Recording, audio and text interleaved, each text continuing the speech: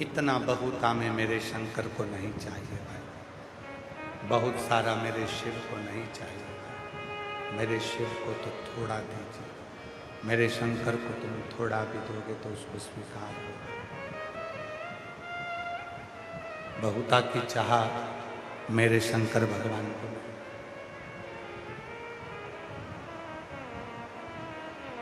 ना वैभव बहुत चाहिए, ना धन बहुत चाहिए, ना दौलत बहुत चाहिए, ना संपदा बहुत चाहिए। भगवान भोलेनाथ शंभो शंभो शंभो।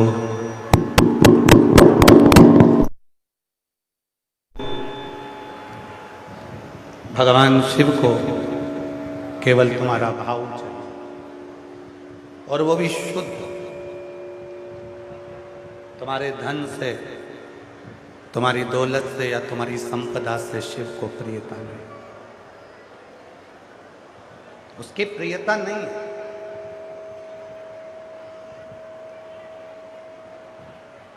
कोई कहे कि बहुत करोड़पति व्यक्ति शंकर जी का अभिषेक कर रहा है तो उस पर शिव की कृपा ज्यादा हो जाएगी।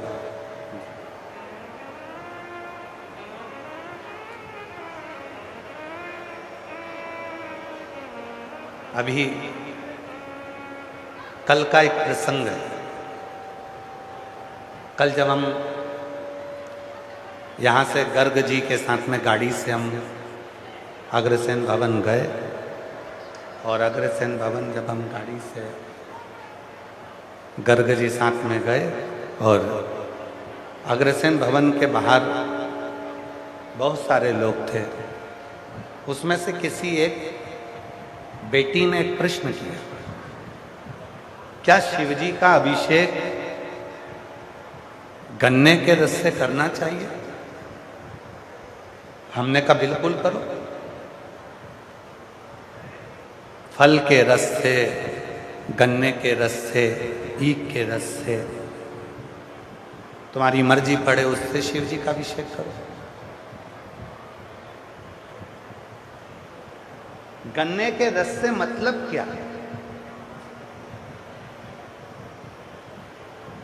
क्या सार तत्व है गन्ने के रस से?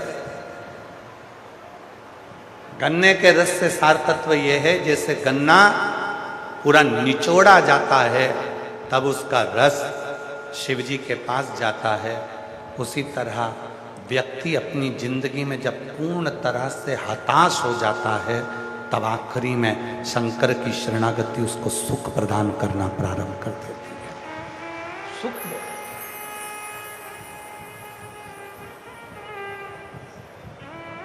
जो दुनिया में सताए ना होते, जो दुनिया में सताए ना होते तो तेरे दर पर आए ना होते। जगह जगह की ठोकर जो खाई है तब जाकर तेरे दरवाजे से तकदीर लिखाई है। अगर ये ठोकर ना खाई होती तो आज मेरी तकदीर ना लिखाई होती।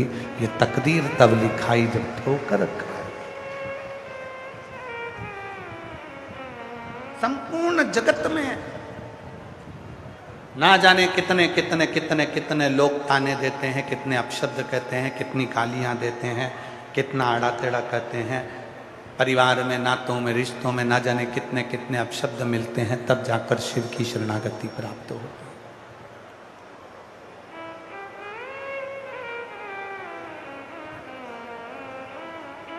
है। ए जीजियों, दुनिया का पहला कोई कथाकार होगा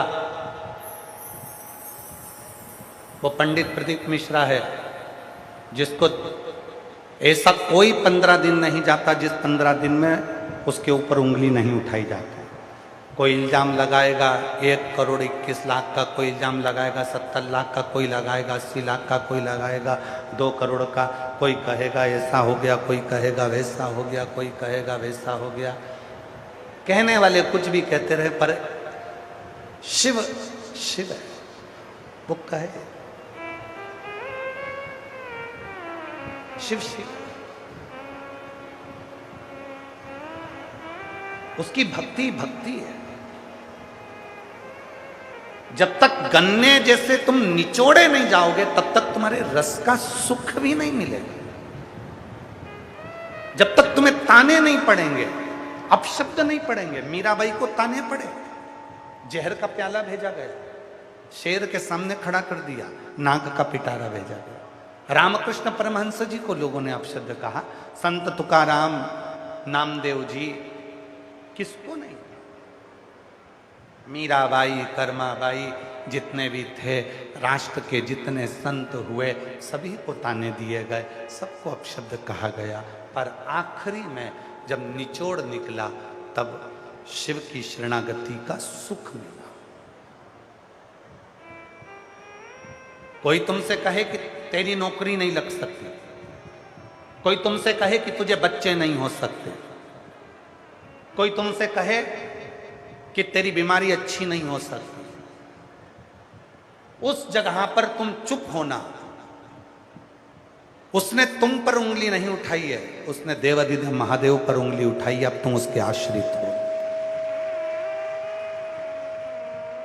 कोई कहे तू 20 साल तेरी शादी को, अभी परसों 24 साल की माता को 24 साल बाद संतान हुई, पहले दिन पत्र पड़ा था, 25 साल के बाद संतान हुई, कल पत्र पड़ा था 12 साल के बाद, बीच में पत्र पड़ा 18 साल के बाद। कोई तुमसे कहे कि तुझे संतान नहीं हो सकती,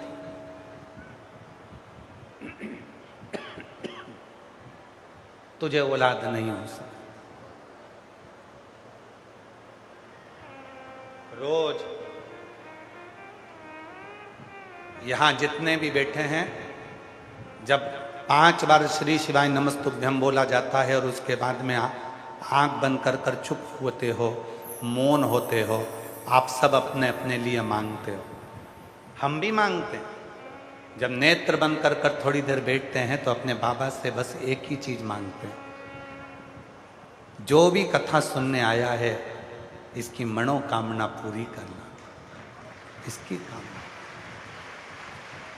कोई स्त्री की गोद खाली ना रहे और किसी पुरुष की जेब खाली ना रहे, देने की जवाबदारी तेरी है, तुझे। कोई रोग से ग्रसित होकर आया, ये चिलचिलाती हुई धूप में 46 डिग्री 46 डिग्री टेम्परेचर, और अभी तो हिटवे अर्थात सबसे गर्म क्षेत्र घोषित कर दिया गया अभी 2-4 दिन। इतनी गर्मी में भी यदि कोई तेरी तपस्या कर रहा है तो वो खाली कैसे चले जाए, वो खाली कैसे जाए।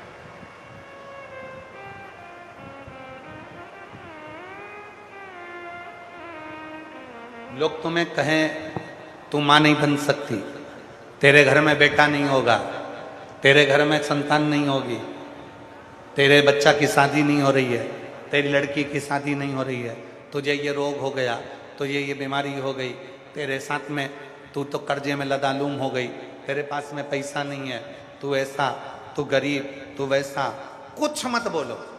उसने अगर आप 1 लोटा जल चढ़ाते हो तो उसने उंगली आप पर नहीं, आपके बाप पर, देवाधिदेव महादेव पर उठाई है, और जवाब भी वो तुम्हारा बाप ही दे, जवाब भी वो महादेव ही देगा, कोई दूसरा नहीं।